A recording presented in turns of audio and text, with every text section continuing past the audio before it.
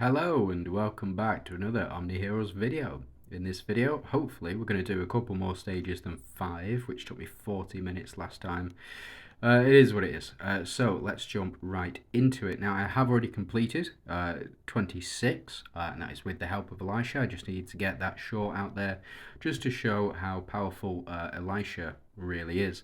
Now, the reason that I'm running Audrey and taking out Cleo, potentially I could run Elowin, and I could run the monkey as well. But I think that this team is absolutely fine. Now, I've got here, these are the artifacts that I'm using. I've got the Galatians, increased defense and max HP of Galatians synergy mates by 100%. So the Galatians synergy mates that we have on the team would be Cleo, it would be Karnak, and it would be Elisha as well. Audrey and Eudora, I believe, are Thornbinders. Yep, we've got 2 out of 3 Thornbinders. That would be Audrey and Eudora. If I had, what I wanted to do is I wanted to wait until, let's just jump into my Tree of Hope. I wanted to wait until I had enough to get this. So this is the proof of Thornbinders. Increase the number of Thornbinders synergy mates in the team by 1. So effectively, if you have both that, if you have both that and you have this, you can run 2 Galatians and 2 Thornbinders, and you will get the effects of both synergies. Now, the proofs are really important this season. They are really, really important. And I can guarantee the more of those proofs that you have, the better you will be able to build teams.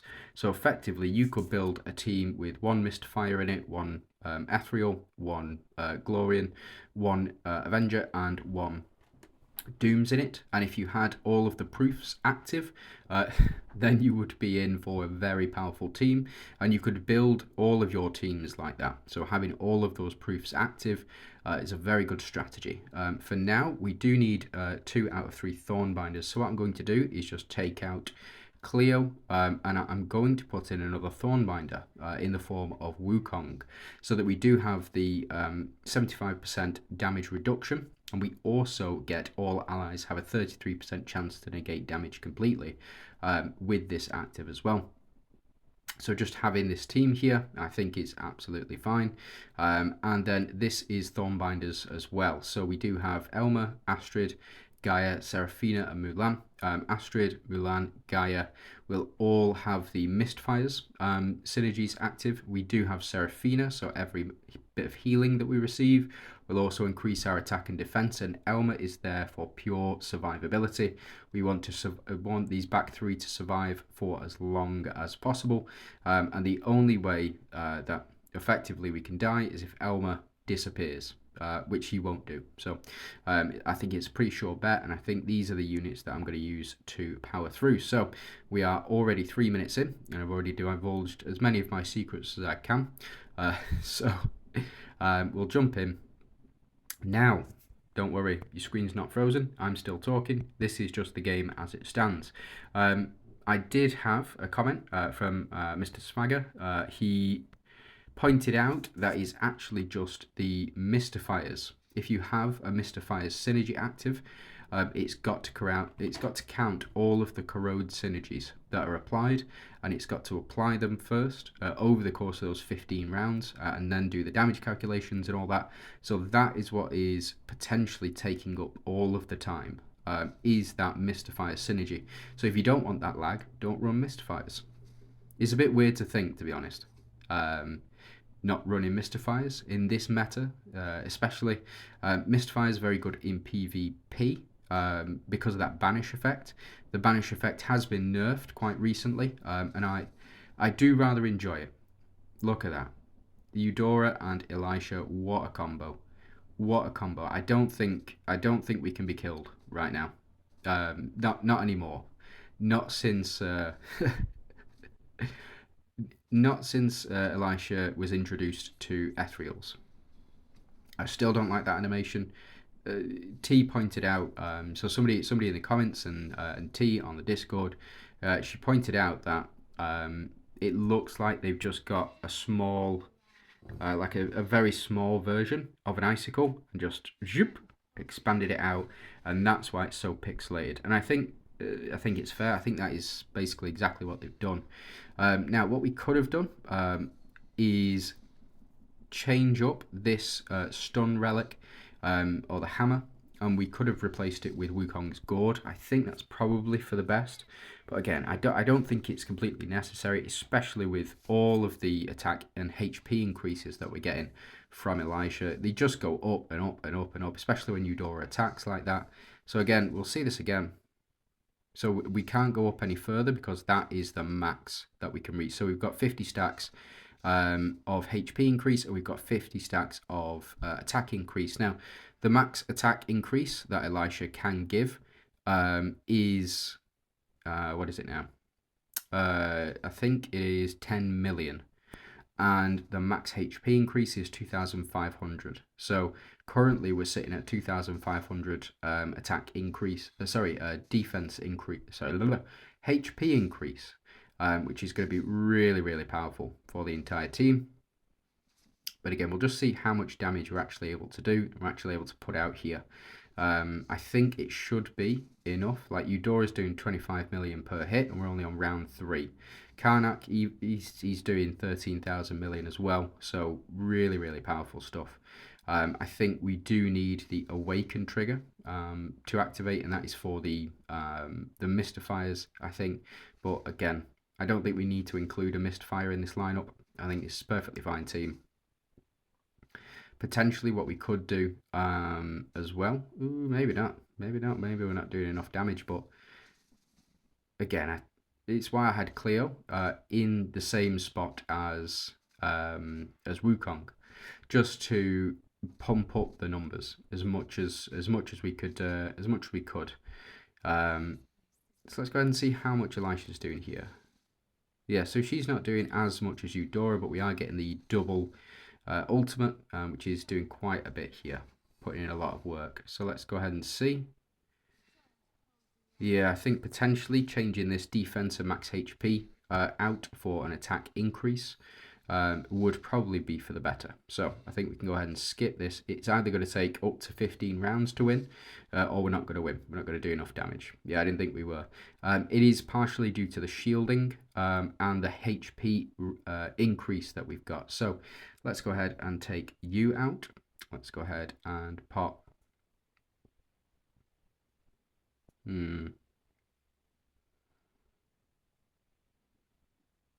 I think, to be fair, we don't need Gourd. I'm thinking about Banner, in fact, just to reduce defense. Let's take Wukong out and let's put in Cleo instead. And let's just see if that makes a difference. I don't think we'll need this damage reduction. If you are struggling as well, you could always go ahead and put Atrops in here as well. I know it looks a bit weird, but I don't have proof of Valianters, so it wouldn't just be Elisha by itself. Again, I'm not going to get that proof of Valianters. I'm not going to get that proof of Valianters. No way am I going to get that. I don't know, actually. I don't know, because I do want to try out the Avengers, Valianters, sort of Elysians, Soul Eaters combo, where you just have this one unit at the back who is incredibly strong. So we'll just have to see.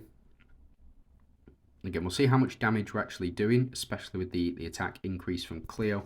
We also, with Cleo added on to the team, we do get this 3 Monarchs as well. So that is for Elisha, Audrey, and Cleo also have the Monarch synergy, so it's going to make it much more difficult for us to get one shot. Again, Dorabella, the enemy Masterma, and even Ellie, to a point, will provide or can potentially provide a one-shot kill to us before we get all of these HP increases and attack increases. Again, something to keep in mind: the attack increases also benefit. They also benefit Cleo greatly as well. So as you can see, we've got a lot of attacks coming our way. Fortunately, we do get the misses. Now there is thanks in part. We'll just that is thanks in part to the ethereal synergy. So you do get to increase dodge the higher that your energy count is. Yeah, and as you can see, as you can see, we're doing much more damage with Cleo or potentially even Tropos on the team as well. But with Cleo there, we've got the Holy Shield stacks. We're also increasing our attack dramatically as well. With Elisha on the team, she is such at 6 stars. Elisha is a support unit.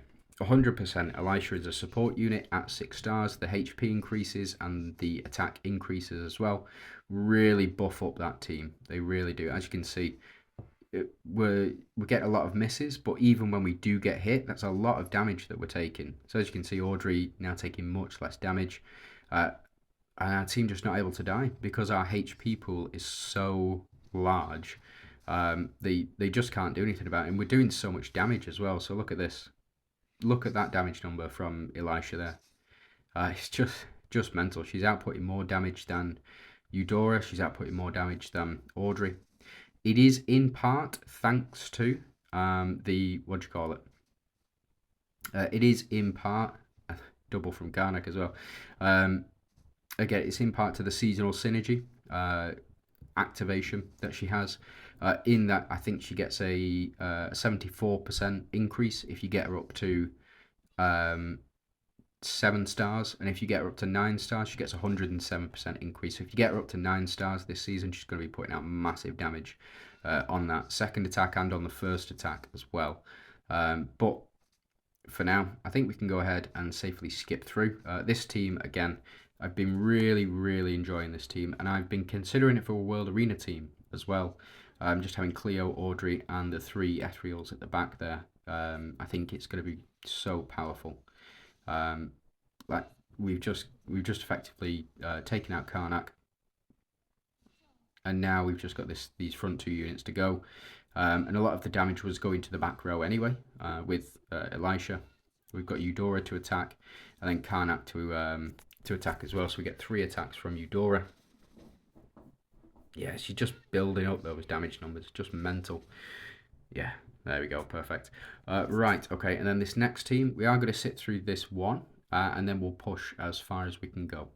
It's going to take a little bit of time to load. Again, the corrode, especially the corrode, is the thing that's causing it to lag a lot. So just having that those corrode stacks applied can be really tough on the service itself, apparently. So who knows? But I mean, they sorted it out last season, and I have absolute faith that they will sort it out over the course of the next season or so, or have it prepared in time for the next season. So I think we can go ahead. We'll see this team, and we'll see how much damage we do and how quickly we build up. So as you can see, we're not doing altogether too much damage right now. It looks like we're doing basically nothing to them at the moment compared to the previous team, who by this point were doing sort of tens of thousands of millions of damage. But this team does not rely on those big damage numbers. What it relies on is the corrode. So as you can see, we started to do a little bit of damage. We're on round 2, and we just need to keep applying that corrode. Seraphina is going to really help. Seraphina is going to really help this team build. Astrid, again, she does put in the work, and now we've got the fortitude activated. So let's see the difference. Yeah, so as you can see, tens of thousands of millions. It's better than it was, to say the least. How much is Elma doing? Let's see. Yeah, so this is all thanks in part to Seraphina. So Seraphina has provided all that healing, and so we've converted all of that into attack and defense as well. So now not only are we strong enough to survive attacks, but also we can start doing proper damage to them.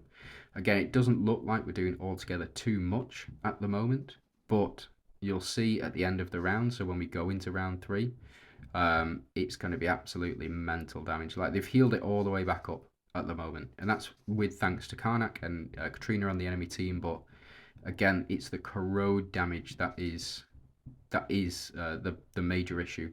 And the only reason these 2 survive, I believe, is because they are deviant and divine units as well. But these two don't stand a chance at all. Like, we're doing 34 million on these hits here.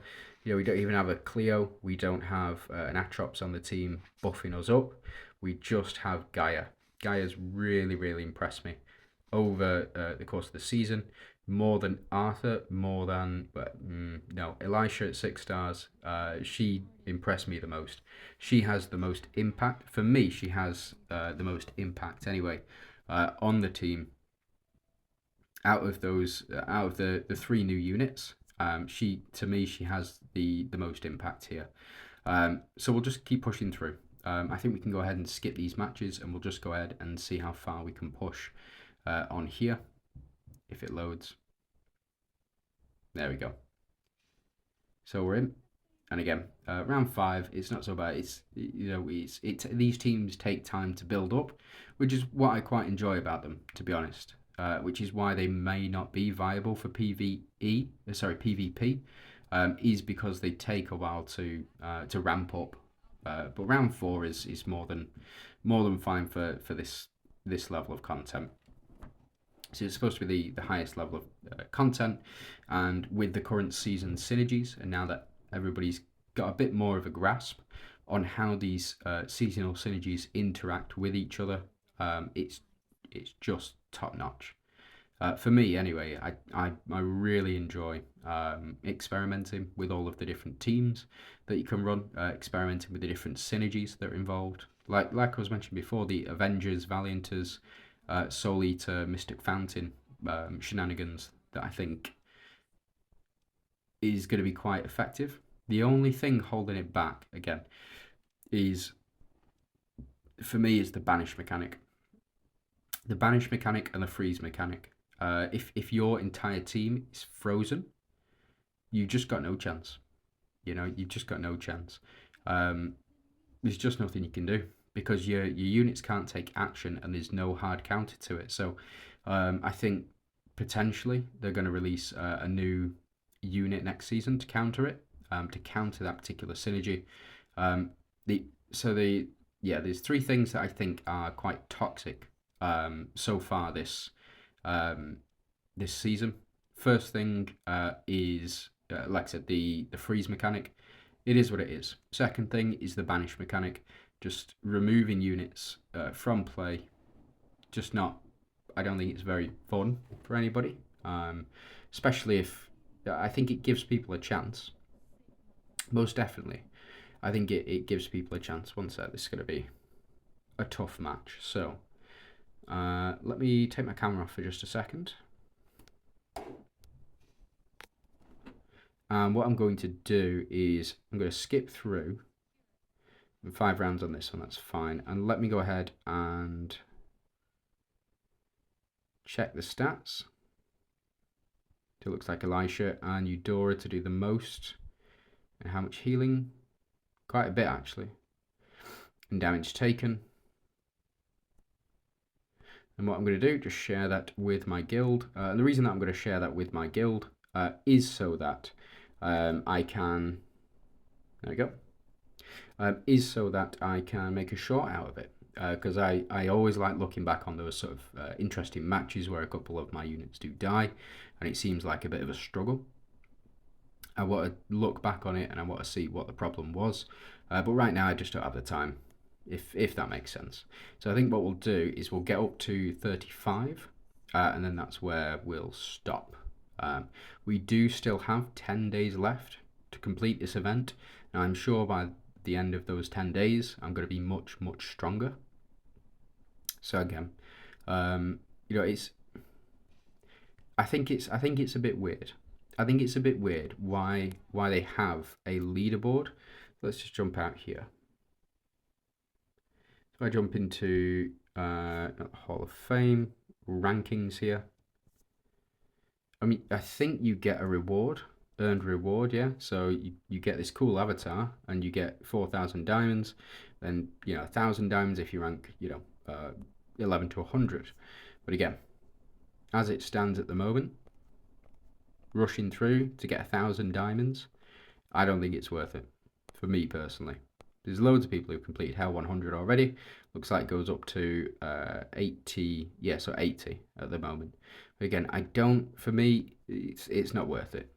I mean, completing. So like Snake finished this, what, 10 days ago? Thereabouts, because it's the 4th of November as of my count now. So yeah, 9 days ago he finished it, and he's got no place. And same with Stormbreaker, same with F, or Aeth, however you pronounce it, Opie. Um, they all complete it very, very quickly. And for me, what's the point? I mean, you're rushing through the game. You've got no place to test your new units, to test out Elisha, for example. Elisha wasn't out 10 days ago. And I don't get to have this type of fun. Got new teams. Okay, so I'm not doing that. There's no chance I'm doing Valianters. Not a chance. I've not invested anything in my Valianters. Not really. I've invested the energy up, so the increase energy to 4 for each of the different synergies, just because that's so important. But again, I don't think Valianters are there this season. I really don't, and I don't think they've been there for quite some time. I mean, last season the new Valianters unit, Hades, he came out, and I thought he was going to sort of revive the Valianters, just as Elmer did. Elmer really impacted Valianters, and everybody ran Elmer and some semblance of a Valianters team. And I mean, I still run Elmer to this day, but it's because he himself is a very impactful unit. Whereas the rest of the Valianters, they just need work. They really do. Like, you got Hades, Leandra, Elmer, and Atrops, I would say. I mean, Victoria, Macaria, they got buffed. Like a permanent buff. So moving forward, Victoria will still have the 33% chance to freeze, and Macaria will still have 33% chance to avoid damage, but I think they just need something else, like potentially another Monarch. So they got the Protector in the form of Hades, who links up very well with Leandra, but they didn't have. They just need something else, like an Elisha, for example. Elisha, I think, has really revived Ethereals.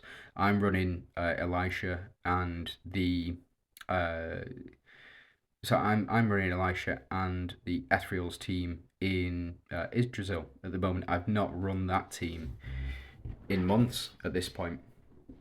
But it's the simple fact that your team can or has the potential to build up that quickly. It's just such an amazing effect. Is the fact that you can build up so quickly on crit.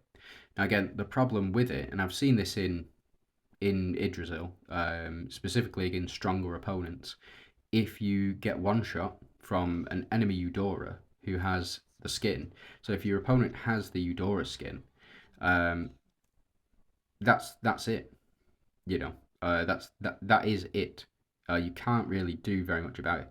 Who counters bind? Karnak does. That's fine. And then on this team,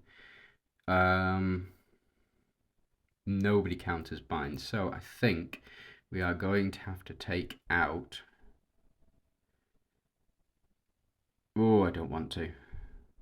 I don't want to use him, but I might have to reconfigure this team.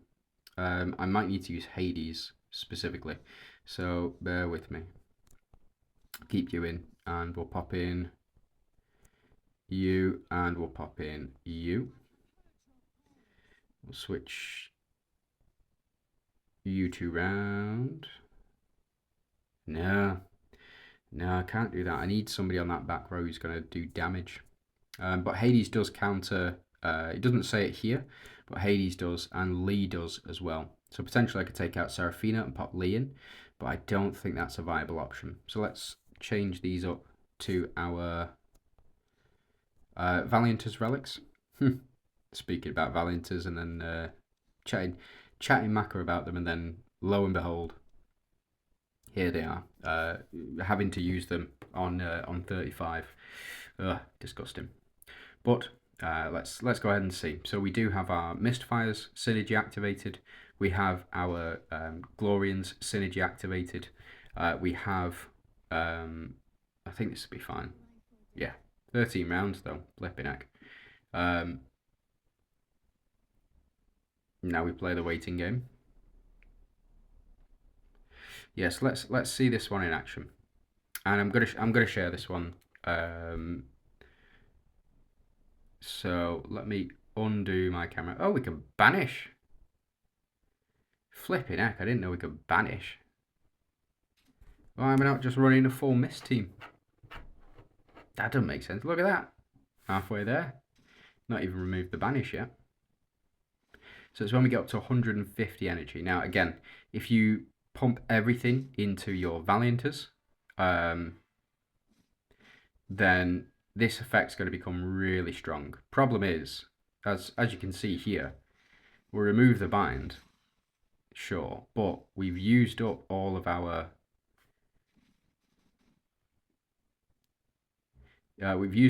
energy with that as well. So what a real pain.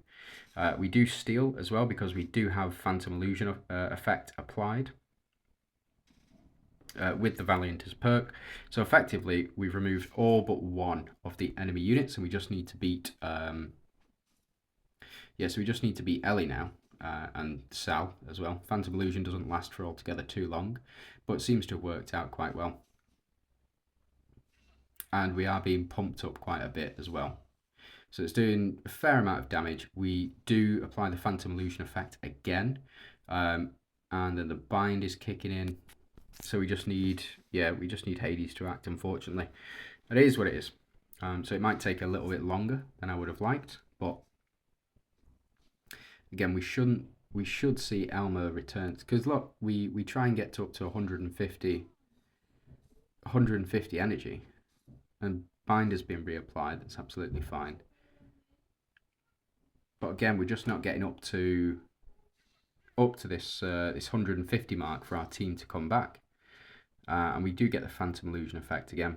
I think after a couple of rounds, we should be able to, a couple more rounds, yeah. So Ellie has gone down, and she's not come back, which is good. And there's still enemies left. So the next time Hades takes action, there we go.